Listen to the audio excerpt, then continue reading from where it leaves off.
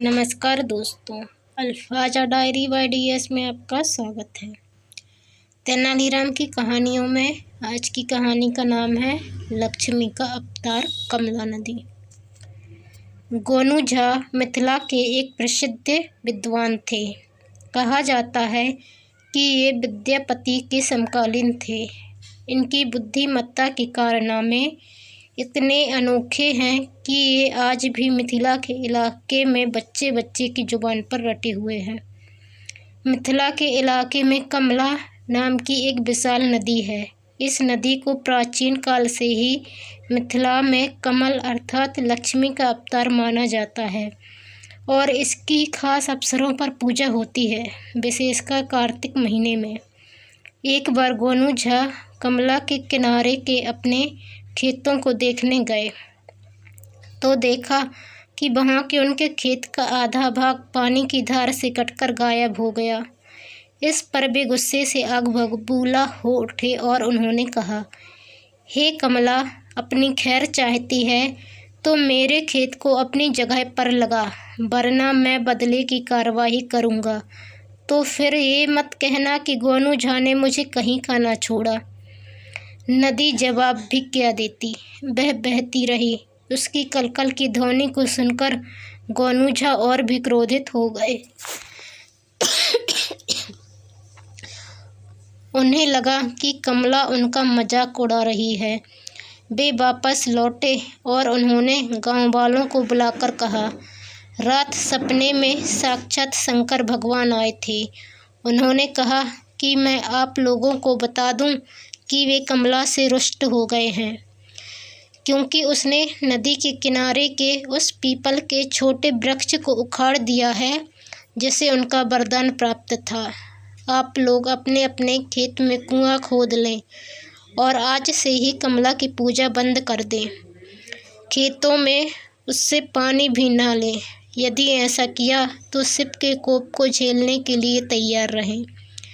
गांव वालों ने भयभीत होकर वैसा ही किया। खेतों में अपना अपना कुआं खोद लिया और कमला की पूजा बंद हो गई। इस पर कमला के किनारे तपस्या करने वाले एक सिद्ध तपस्वी को बड़ा गुस्सा आया। वे गोनू झा के पास गए। उन्होंने कहा, गोनू, तुमने यह क्या किया? कमला साक्षात कमला की अवतार है। वे रुष्ट हो गई तो खेतों में अन्न ना उपजेगा, फल नहीं लगेंगे पेड़ों पर। वह कमला का अवतार हो या विष्णु का, मैं इस धांधली को बर्दाश्त नहीं कर सकता। उसने मेरे खेत क्यों काटे? काटे सो काटे, मेरा मजाक भी उड़ाने लगी। आखिर गोनू झा को समझा क्या है उसने? तू मेरे सामने देवी कमला का अपमान करता है, तपस्वी ने बिगड़कर कहा। मैं तुझे श्राप देता हूँ कि तू चाहे जितना परिश्रम कर ले, एक टोकरे से ज़्यादा अनाज नहीं बचेगा तेरे खेतों को काटने और मजदूरी आदि देने के बाद। अच्छा, गोनू झा ने मजाक उड़ाने वाले शब्दों में कहा। लगे हाथ यह भी बता दे महाराज कि टोकरे का आकार क्या होगा और पूरा भरकर होगा या कुछ खाली भी रहेगा? पूरा भरकर होगा, तपस्वी ने चिढ़कर कहा, और टोकरे का आकार जो तू चाहे बनवा लेना। इतना कहकर तपस्वी पैर पटकता हुआ क्रोध में चला गया। गोनू झा की पत्नी सब सुन रही थी। उसने भयभीत होकर कहा, आप हमेशा कुछ न कुछ कर देते हैं। ये बड़े सिद्ध हैं, इनका शाप अवश्य फलेगा। अब हमारे बच्चे वर्ष भर क्या खाएंगे? भाग्यवान, गोनू झा ने शिकायती भाव में कहा, तुम्हें अपने पति पर यकीन नहीं? यह सिद्ध है तो मैं गोनू झा हूँ। आखिर तुमने गोनू झा को समझा क्या है? खेतों में काटने का वक्त आने लगा तो गोनू झा ने अपने घर के सामने एक विशाल खेत में एक बड़ा तालाब खोदना आरंभ किया। पत्नी ने समझा कि गोनू झा पागल हो गए हैं। गांव वाले, पत्नी, बच्चे, रिश्तेदार तालाब खुदवाने की बजाय पूछते तो वे कहते, मैं इसमें नहाऊंगा। मगर पानी निकलने के पहले ही उन्होंने तालाब खुदवाना बंद कर दिया और उसकी तलहटी में पत्थरों के टुकड़े डलवाकर, ऊपर से बांस, फट्टे, लकड़ी डालकर, मिट्टी डलवाकर एक विशाल तहखाना बना दिया। फिर एक टोकरा मंगवाकर उसकी तली काट डाली और तहखाने के मुँह पर लगा दिया। खेत कटने लगे, अनाज बनने लगे और गोनू झा झट से अनाज निकलने के कार्य को करवा कर टोकरे में सब धान डालने लगे। भला वह हजारों हजार मन की शक्ति वाला गड्ढा कैसे भरता।